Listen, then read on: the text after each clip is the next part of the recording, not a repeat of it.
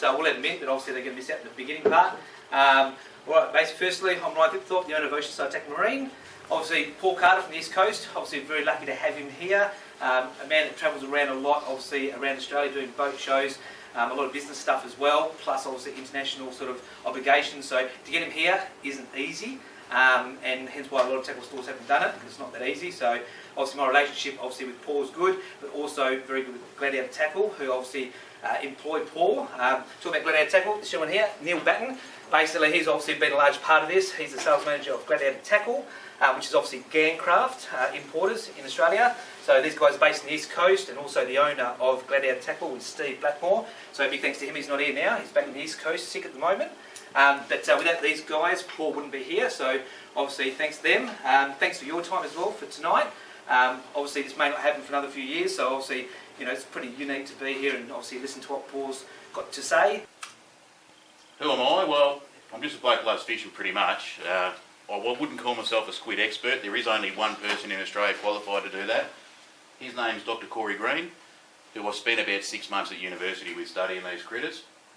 And a bit hard to sort of grasp, but in Australia there's been zero research on squid until 2 years ago, which myself and Corey started. So we've, believe it or not, started tagging squid with audio tags. In Victoria we do that with snapper as well, and we can follow where they've been. Since we already got that infrastructure out there, we just started tagging squid, ripping them out, cutting them open, whacking a tag in, and we can follow their habitual movements. And we found out a heap of stuff about squid in Australia, which we didn't know before, and we'll share a little bit of that with you later on tonight. I don't eat squid, I reckon it tastes like poo, so I'll put most of them back. But I do kill about 1.4 tonne a year for fisheries, so we do that normally over a 2 or 3 day period. We do have lots of squid, and they're pretty easy to catch. Hopefully after tonight, we don't want you to kill 1.4 tonne each, but it'll be a lot easier to catch squid after tonight, hopefully. This squid stuff actually was an accident for me. I never set out to be a squid bloke, so to speak. I used to fish a lot of bream and bass events, and a lot of my sponsors were Japanese companies, Megabass and Yamashita and so forth and so on. And the guys come over here to fish for bass, and they said, well, can we go for a squid fish? And I said, oh, if you want, squid. And they took them out, and they're throwing these rods around and doing all this crazy action. I thought, what the hell are these gooses doing?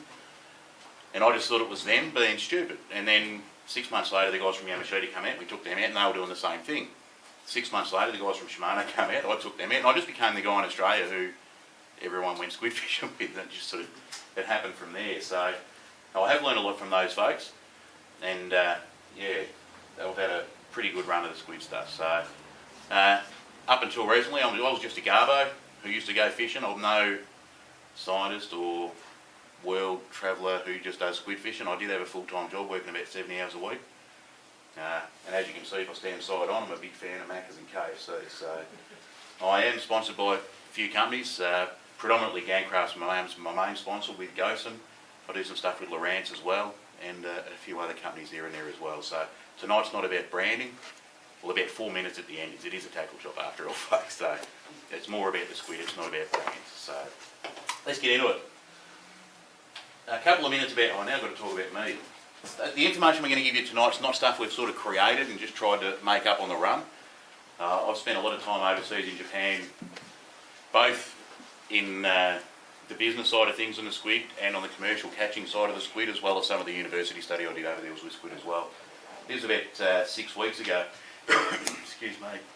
I was fortunate enough to get an invite to, believe it or not, the Egging Summit, where 30 manufacturers and distributors from around Asia, we all get together, sat in a room, and it's funny how business works over there. It's not about my tackle business is bigger than yours. It's all about everyone getting together and understanding how the business works. So, for example, I said I wanted to try something. The other company said, oh, we've done that. Here's all the research from it.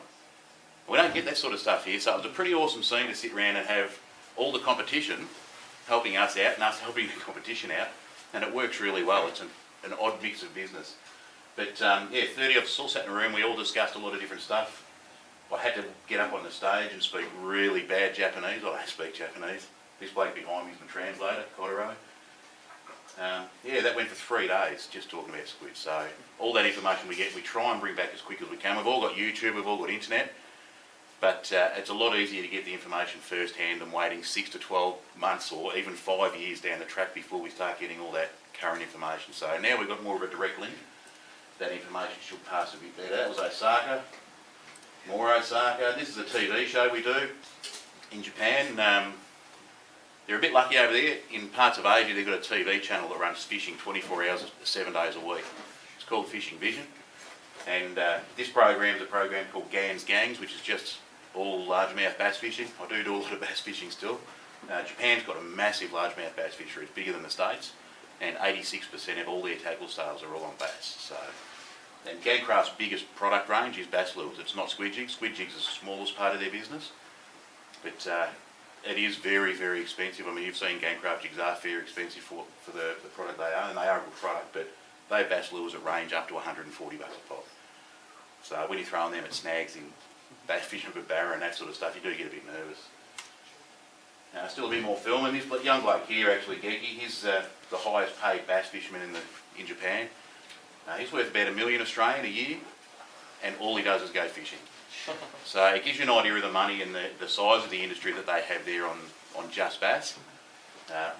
No one in Australia could ever be afforded to be, no one could ever be paid that much here because the market's just not big enough. We've got 0.3% of the world market. So when you look at it on a world scale, that's pretty minute. So this is a TV program called Eggy Para that runs for 26 weeks of the year, just squid fishing. So that gives you an idea of how big the squid fishing market is overseas as well. It's always run by a hot chick too. So for some reason, all the Asian fishing shows all have an attractive young female that run the shows. They can't fish, but they get the viewers watching, and then the host, the other people involved take on too. That's just some more stuff we do on the stage. So yeah, this stuff I'm doing tonight, we also do it overseas. I've done it in a couple of countries, in every state in Australia so far. This is, what are we up to now? 147, this one, number 147. So we do a few of these around the place. One of the things I do, which I'm really fortunate to be able to do, as I mentioned, we've only got a 0.3% market share of tackling the world. These guys are kind enough to let us just jump in their factory and take over and do what we like, which is pretty awesome for a company that does have such a large production facility just to come in for a tiny little Australian portion. To give you an idea, one store in Osaka sells more jigs in Australia. Not just Gan Craft, that's all brands. So they turn over about 600,000 jigs a year out of one store.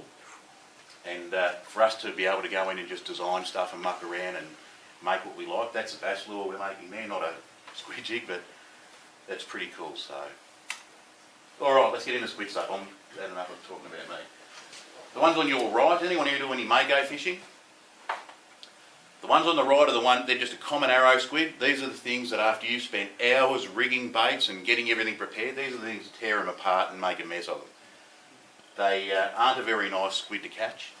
Commercially, more than 40,000 tonnes a year comes from Australia and Victoria alone, and that's only about 1% of the biomass in the country, so that's not making a dent on them at all. They're the most common squid in Australia. There's not one part of Australia where you can't catch this squid. If you do catch them, don't play with them. They are nasty. They can rotate their heads 180 degrees. If they can't, they'll throw their arms back so they can drag their head around further, and they will bite. But the worst thing than the bite is on their tentacles. They do have small teeth. In those teeth is bacteria. Now you can't see the teeth, they're quite small, but in that bacteria, once they grab a hold of you and scratch the surface of your skin, you will be left with a nasty rash. And not only will you have to explain why you've got a rash on your arm to your missus and that you have actually been fishing, but it doesn't go away. No matter how many antihistamines you take or whatever creams you use, I thought it was going to ring then, I was going to get you to buy me a carton too. You will rash up and it won't go away. Okay, so and that is it's itchy, it's ugly, it's horrible. Your skin will peel. So don't try and play with them. Just tip them off and put them into a bucket or a live well or however you choose. The ones on your left, that's the Septitooths australis, the most common squid in the southern part of Australia, the southern calamari. Now that's probably the most common one you guys would see here. They got all sorts of nicknames, and I'm not going to go in them because that'll just confuse the topic. These things, you know, when you go into a fish and chip shop and you order calamari, you don't get calamari. That's a calamari. The commercial catch take for Australia is only about 3,000 tonne. Now when you work that out per person, that's not a lot of squid. Most of that squid actually comes from places in New South Wales, from beach netting. So when you buy calamari, it's these guys here. When they've caught it, they ground it into a paste and put it into moulds. You ever notice why they're all the same size? Yeah, they're just created. That's why they're not tough to eat either. So that's the squid we eat. These ones here, not the nice ones that actually retail for about $70 or $80 a kilo in the stores. Sorry, Paul, did you want me to take any pics or leave If you insist. Yeah, have you got your camera, mate? Yeah, sorry, mate. Here's one I prepared earlier.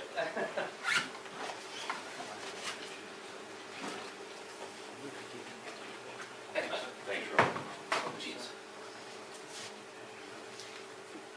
And all of that. There are many more species of squid we have in Australia, but they're not really a species that we target as anglers. Obviously, we have colossal squid and giant squid.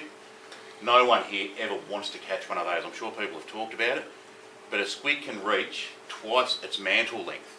Okay, so those candles, if it's a 20-foot squid, it can reach 40 feet. So an animal that spends its life hunting on sight and looking and targeting prey from a distance, I don't want to get that thing within 20 feet of the bait and then tear me out of the bait and eat me. So you don't want to catch any of those. They also go down as small as something called a dumpling squid, which is about the size of my little fingernail.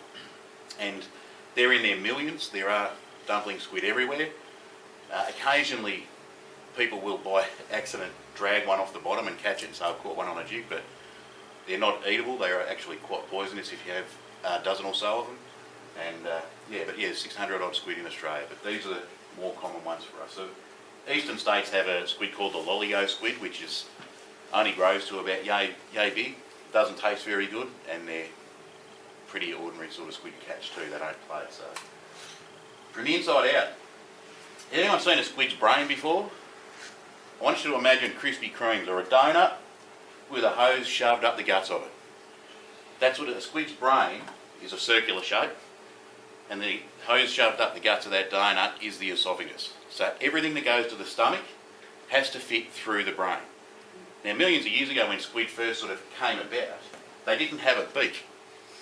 So your giant squid now, they get to 20 and 30 feet, only used to grow to about 3 feet long. Why? Because squid are pigs. They grab food that was way too big to fit through the brain, force it in, get brain damage and die. So over the years, evolution created a beak. So now all the food that passes through the brain is the same size as the beak. Okay, so squid will attack prey much bigger than them, but they can only pass small amounts of food through. So the general idea of a squid is to kill before it can do anything, which is why you'll find triangle cuts out of the back of your live baits, or when you're fishing with a jig, they'll scratch one particular section on the back of your jig. They're just trying to kill that food. So that's what a brain looks like on a squid, and then why they have a beak. Excuse me. Do you notice that big black part in the middle there? It's a good reason why I wear black, and it's not because I'm some weird goth sort of person. It's because Squid Ink Stains. Squid ink isn't actually an ink, it's a powder. So they need water to be able to mix with that to be able to shoot it at you. One thing about a powder, has everybody handled a squid here before? You know, notice that really soft, loose membrane on the back of a squid? That's where they take in about 80% of their oxygen. So if you want to keep your squid live, I know a lot of people like to catch them for live baits, keep fresh water to them often, because that powder blocks the pores, they suffocate and die. So that's why if you just leave them in a bucket and they ink, it's pretty much a dead squid within a few minutes. So keep fresh water up to them often and they'll live for ages. I've had them in a tank for 6 months and no dramas at all. This little funnel part at the bottom here is this common misconception that squid are pretty slow and pretty sedate animals that only sort of cruise around the ocean.